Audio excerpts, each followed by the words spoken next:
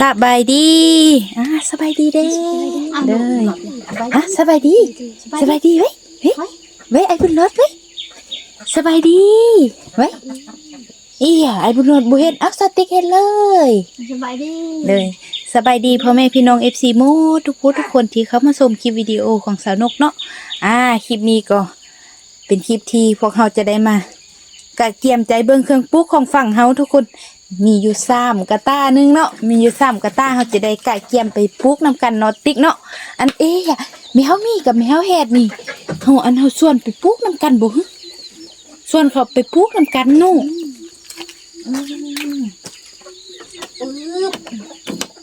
นกสบายดีอยู่หุ่น มานี่เครื่องปรุกเฮาก็ได้มาเบิ่งมาแล้วสบายดีโดยสบายดีนี่ปักเป็นหยังเนี่ยปักมันเคินเป็นหยังเนี่ยค่ะตุ้มบ่แม่นอันแค่มันกัดบ่แม่นแค่มันสับแค่สับแล้วก็เป็นตุ้มนะเบิ่งมันซับนี่เบิ่งกันเลิกแถวซับทุกคนมาเฮามาใจเบิ่งเครื่องปรุกเฮาอันติ๊กอันนี้แม่นอันหัวมันสาคูบาบุญนำเอามาจากฟังไทยเนาะทางได้มาจากพ่อโทนเพิ่นไปอันย่ำพี่น้องเฮาตรงเรื่องอยู่ทางฟังไทยเนาะก็มีทางครอบครัวทางพ่อโทนเพิ่นเก็บให้อันหัวมันสาคูแต่อันเพิ่นอาหารการไล่เติมในทุกคนแต่ว่าสนุกบ่เคยกินแล้วนี่ลองเอามาต้มกินเบิ่งเนาะเอามานึ่งกินสนุกแบบนึ่งแล้วก็เอามาแจกให้เขาสติ๊กซาวลี่มีหยังกินให้เขาซีมาเขาได้ซีเหมือนกันเนาะยักแบบว่าบ่เคยกินแล้วเห็นแต่เขาเอาลงทางโซเชียลเอาลงเฟซเอาลงอย่างนั้นเนาะลงยักแล้วลงกินเบิ่งเยอะกินบ่เป็นเด้มาอันนี้ก็จะเป็นหัวมันทุกคนเทคโนพุ่นน่ะเป็นอันมันตัวนี้เป็นอันเขาจะเอิ้นมันหาวบ่หรือว่าอันมันเขากั้มบ่ดูอันอยู่ข้างในมันเนาะข้างในมันก็จะเป็นอันมีสีขาวกับอันสีม่วงปนกันเอาอันเฮ็ดน้ำหวานคักขนาดเหนียวนึบแซ่บดิอยู่นี้จะมี2อันทุกคนมีอันมี2หัวนี้เนาะเพราะว่าอันนั้นอยู่เหือนหัว1หัวกับหัวใหญ่ประมาณนี้แหละเพราะว่าอันแต่ถ้าว่าเขาตัดแบบนี้แหละทุกคนเพราะว่าซื้อน้ำเข้าอันตัวนี้ก็กำลังออกมานี่กำลังแตกออกมาเนาะเพราะว่าซื้อน้ำเข้าเขาก็ตัดเอาหัวแบบนี้ออกเบิดตัดนี้แล้วเขาเอาตัวนี้ไปปลูกเนาะเขาจุ่มตัวนี้เฮาเนาะเงินยักษ์ใจมาปลูกทุกคนเขาขายลูก10,000กีบนะคะกันซื้อเอาไว้20ลูแล้วนี่มาตัดแล้วตัวอื่นมันบ่แตกมันแตกคืออันแต่แค่มตัวนี้มันแตกที่ตัวนี้เนาะตัดไว้นะคืออันเบาบุญนำก็เอาปลูกอยู่อันอยู่ข้างเฮือนนั้นมีโตอันนั้นอยู่หันน่ะเนาะอยู่โตข้างเฮือนของอันสนุกกับเบาบุญนำนะถ้ากันปลูกอยู่หัน3หัวแล้วเพราะว่าเบื้องดินมันอันคือว่าเป็นดินอ่อนดินพุยคือว่าที่งามนะเราก็ได้ปลูกไว้3อันนกกับไอ้น้ำปลูก3อันแหละอันนี้จะได้มายายให้สาวติ๊กปลูกแด่ให้แม่เฮามีปลูกแด่ให้อันยายกันปลูกกุละคุ้มแล้วเฮาจื้อไว้คงผู้ใดมีหัวหลายกว่ากันเนาะ2หัวอันหัวนี้ก็ซอกซะก็บ่ได้เนาะสนุกกับอันได้โทรหาเป็นที่ว่าพี่น้องกะแม่นที่ว่าเป็นอัน FC กะแม่นทุกคนเพราะว่าเราก็ติดตามอันคลิปทางพวกเขาได้เฮ็ดลงอยู่แต่สนุกเห็นเราเอาลงเฟซนะว่ามีมันอันนี้ก็เห็นดูหลายๆเราก็เอาลงเฟซแล้วเราขายหมด ขายหมดก็อยากแต่อันหัวน้อยแบบนี้แหละอยากแต่หัวน้อยแล้วอันจงไว้ปุ๊บสนุกผู้หาแล้วเพิ่นว่าอันคันอยากได้ปลากะทิแดงปั่นให้อันเพิ่นก็ปั่นมาให้แล้วบ่าวบุญนำเอาไปปุ๊บมันจะมีนะไอ้นำเอาไปปุ๊บก็มี ได้อันบ่ได้ลูกช่วยหน้าค่ะ บ่ได้ใส่น้าอ่ะซื่อ มีล้างหมอ อันอยู่ป้ามีบ่เนี่ย อีป่าบ่มี บ่มีเนาะมันแบบนี้น่ะอันมันแบบอันนกเฮ็ดน้ำหวานแล้วแบ่งให้กินแซ่บอืมตัวนี้แม่น ไม่กินล้างเดี๋ยว ตัวนี้แม่นอันมันอันนั้นบอกโอ้มันเฮิม มันแห้ง ตัวนี้มันเฮิมได้อยู่ช่องหัวมันเฮิมนี่นะเพราะว่าอันมันจะเป็นน้ำก็อันนี้นะจะเป็นน้ำเขาขุดมันอันเป็นน้ำออมอันนี้ เพราะว่าอันอยู่อันส่วนอันค้างเฮือนของสนุกเนาะเพราะว่าอันแม่อันไปก้นนำเขาเจ้าอันข้อหัวมาได้ช่องหัวอันที่ว่าก็ได้ซี่แล้วแม่เอาไว้ปลูกคุณส่งหัวมาให้สนุกส่งหัวเนาะปั้นกันปลูกโอ้อันนี้เพือกอันนี้นะ เพื่อ อันนี้อยู่ป้ามีบอกบึ้งไม่ได้หาซื้อมาปลูกอันเนาะอันน่าจะเป็นเพือกเก็บเพือกหอมนี่แหละเก็บไว้นี่คือเก้าเนาะตัวนี้อันใส่เบิ่งเนี่ยปลูกนำกันเนี่ย จะพวกมันกัน อันนี้จะอันมันสาคู มันสักคู อันนี้ไม่แน่ติ๊กอันเฮือกนี่มันเฮือกตัวนี้มันจะกินแซ่บกูเฮือกอันเสืออันเฮาพุกอยู่อันส่วนนั่งกว่าติ๊กอันนี้เป็นลูกมันเนาะเป็นอันหัวน้อยมันเขาเอิ้นลูกมันนะหัวน้อยมันเอาไปปลูกปาดมันอันหัวเยอะมาเฮามาเฮ็ดน้ำหวานนี่หอมมีอันเฮ็ดน้ำหวานอันนี้แด้แล้วก็มันอันนี้ใส่กันปาดหอมแซ่บเบิ่งอันปีหน้าแล้วมันเป็นหัวมานกเฮ็ดสิกินเด้เฮ็ดสิกินแล้วสติ๊กก็เฮียนอันวิธีเฮ็ดไว้เนาะนกเฮ็ดให้เบิ่งสติ๊กก็จิ้วไว้อันนี้หัวเคลือกมันเนี่ยทุกคนอันเคลือกมาแต่ไทยเด้ทางอันเนี่ยของพ่อโทนเพิ่นอัน อันนี้เป็นย่างละเอียด อันนี้แม่นมันอยู่บ้านเฮาแม่นนกเอิญมันตอนแตนมันตัวนี้เซฟก่อนแต่ว่าอันหัวน้อยแบบนี้มันจะออกคมๆได้หน่อยนึงอยู่ทางฝั่งไทยเนาะเห็นอันเขาเจ้าอันเอาอันเฮ็ดคลิปเดียวคลิปอันอีหยังลง TikTok ลงเฟซอีหยังนะทุกคนเพิ่นจะไปขุดอยู่ตามป่าติ๊กเขาขุดอยู่นำแคมป้าแล้วอันใบมันก็ยักคล้ายๆคือกับมันอันนี้แหละคือกับมันอันนกว่ามันเฮิมนี่นะคล้ายๆแบบนั้นฮั่นแต่ว่าตัวนี้มันจะอันน้อยกว่าแต่มันจะบ่มีน้ำย่างแบบตัวนี้อันกินเซฟกันอันบ้านเฮาเราเอิ้นมันคนแตนอันนี้ก็ไอ้น้ำอันได้ลูกไผ่มาคือกันอันนี้ผมอย่างคัดเลยยันมันอันนั้นละอ๋อนี่มานี่อันนี้ก็มันเขากั้มมันเขากั้มคือกัน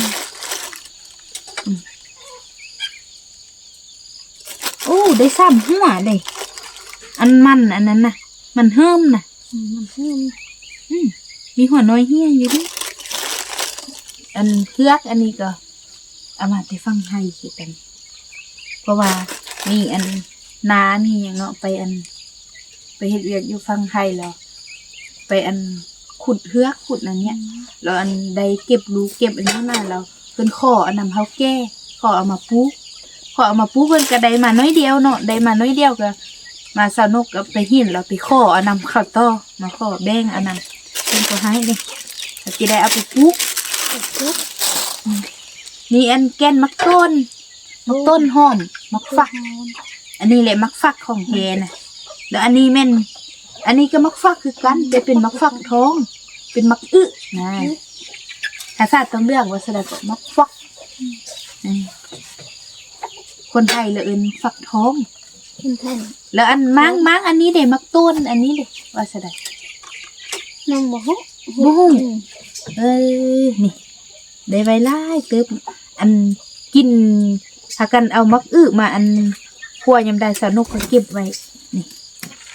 นี่ไหลเต็มเลยมักฟักมาเนี่ยอันนี้แก้นมักคอว่าไว้จัด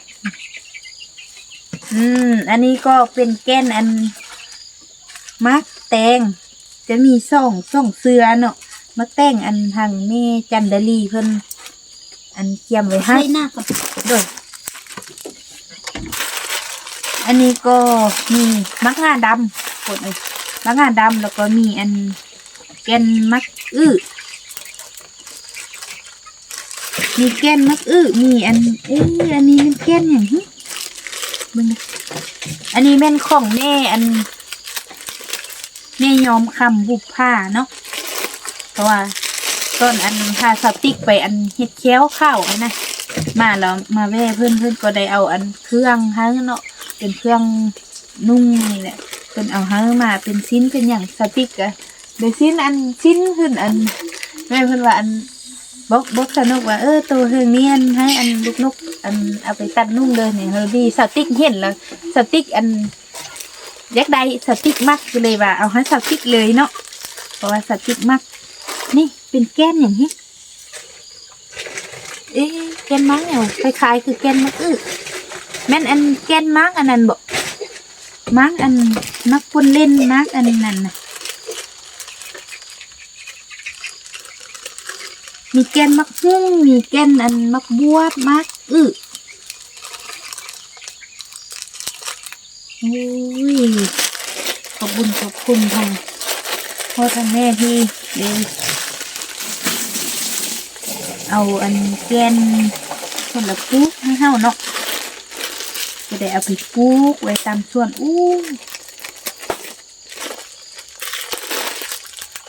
นี่คือว่าฮัดดีเลยเนาะฮัดดีเลยอะไรนี้แหละตัวนี้ของแม่จันดาลีอันนี้ก็เป็นแก้นอันมักทั่ว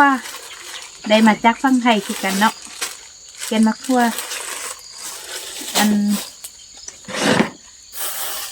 อันนี้จะเป็นมักทั่วอันฝักย่างเป็นอันสับ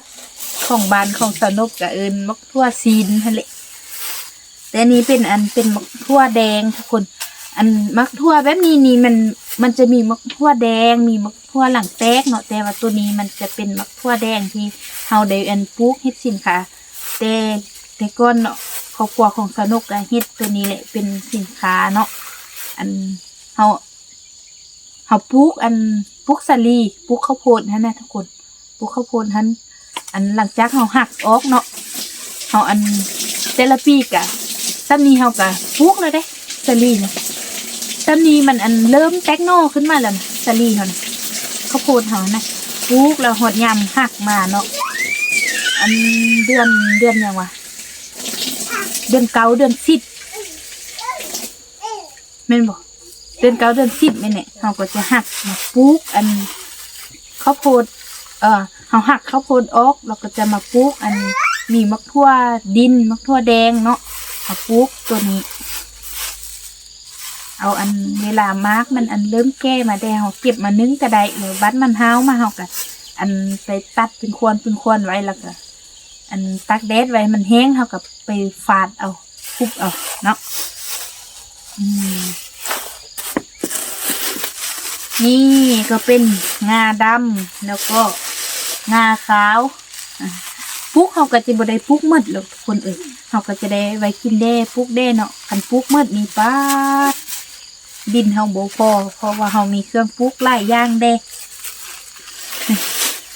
จะได้ปลูกปันใดปันหนึ่งเนาะไปเพราะว่าพอเฮาได้ใส่กินนี่แหละเพราะว่าปลูกนี้หลายมันอันนั้นน่ะเบิ่งจะมีบักหลายๆเลยเด้งาข้าวนี่ต้นที่สนุกได้ยกย้ายมาน้ำพ่อน้ำแม่ทำอิฐเนาะมาอยู่ทำอิฐติ๊กพร้อมนกหูน้อยๆมาอยู่ย้ายมาอยู่บ้านนากองทำอิฐน่ะแต่ละปีน่ะพ่อแม่นกหาเฮ็ดปลูกนี้ปลูกแล้วก็ฮอดดีฮอดยามเขาเหียนยามเริ่มเขาเหียนก็ได้ตัดก็ค่ายแล้วก็ได้ไปซื้อเครื่อง เสื้อ คืออันเสื้อข้าวสิ้นที่แหละเขาเฮียน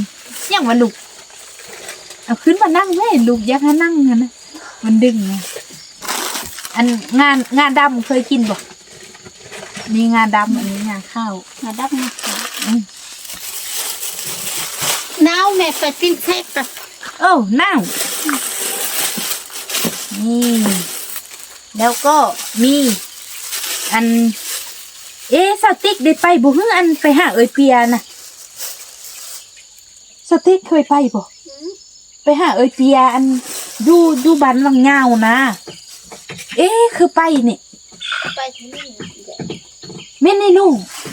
แม่เนี่ยเอาไปเนี่ยนี่อันปีกายนี่ก็ได้ข้อนำเรามา ปีนี้ก็ข้อมาอีกเนาะเป็นอันเนาะหัวจูสนุกหัวจูอ้อยเขาฟังเราก็เอาหังที่ได้มาปลูกดูเขาจะกินเนี่ย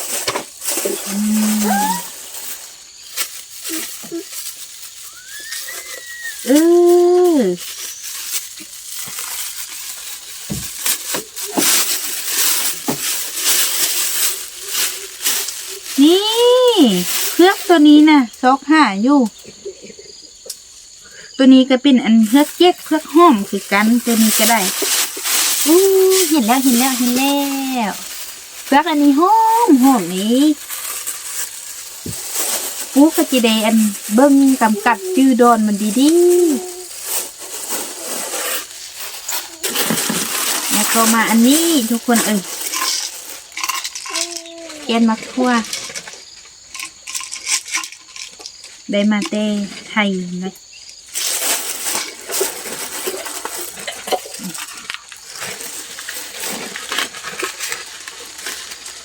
ช่วงที่บ้าผู้นำไปอัน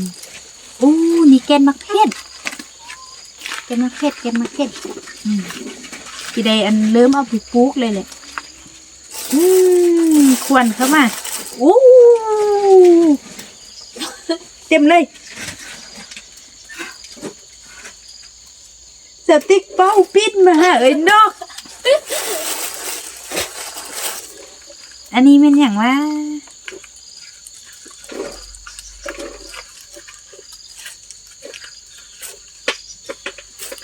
มีอันแก้นมักแต้งหอมก็มีทุกคนอันเพราะว่าแก้นมักแต้งหอมสนุกจะปะไว้ในรถเนาะเพราะว่าตอนนั้นเขาอันนะขี้อันมันมาปุ่นกับอันนี้นะอันนี้แมนแก้นมักฟักมันเตไทยเนาะ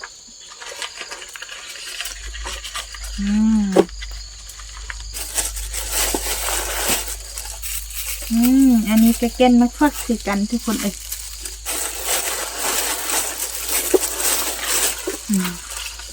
หัวเคลอดมักบวบมักหน่อยมักเห็ด